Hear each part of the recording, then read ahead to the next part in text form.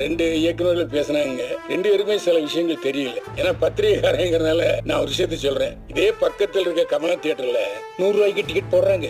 ஒரு நாள் பூரா போடுறாங்க. காசி தியேட்டர்ல ஒரு நாளைக்கு 100 ரூபாய்க்கு டிக்கெட் போடுறாங்க. புதன்கிழமை அங்க போடுறாங்க, இங்க அதே புதன்கிழமை போடுறாங்க. வாரம் பூரா போடுறதுக்கு என்ன கேடு? அங்க சிஎஸ்டி இல்லையா? சோ தெரிந்து கொள்ளுங்கள். இந்த மாதிரி 2 திரையங்கம் ஒண்ணு வந்திருக்கு. உட்கார்ந்து பேசுங்க. எதுக்கு புரோக்கர்களை நம்புறீங்க? அவரு சொல்றதுக்கு பயந்தாரு.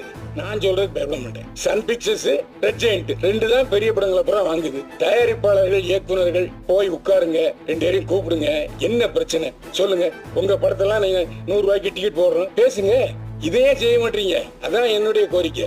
அது அந்த கூட்டத்துக்கு துணை முதல்வரையும் கூப்பிடுங்க. இங்கேயும் துணை முதல்வர் இருக்காரு, அங்க தெலுங்கானாலையும் பவன் கல்யாண் இருக்காரு. ஒரே நேரத்தில் 2 பேர் திரையுலகத்துல இருந்து துணை முதல்வர் இருக்காங்க. அவரும் நம்ம வெட்டி பிள்ளைதான். மாண்புமிகு உதயநிதி ஸ்டாலின் துணை முதல்வரையும் கூப்பிடுங்க, ரெட் ஜெயண்டையும் கூப்பிடுங்க, சன் பிக்சர்ஸையும் கூப்பிடுங்க, இயக்குநரையும் கூப்பிடுங்க, தயாரிப்பாளையும் கூப்பிடுங்க.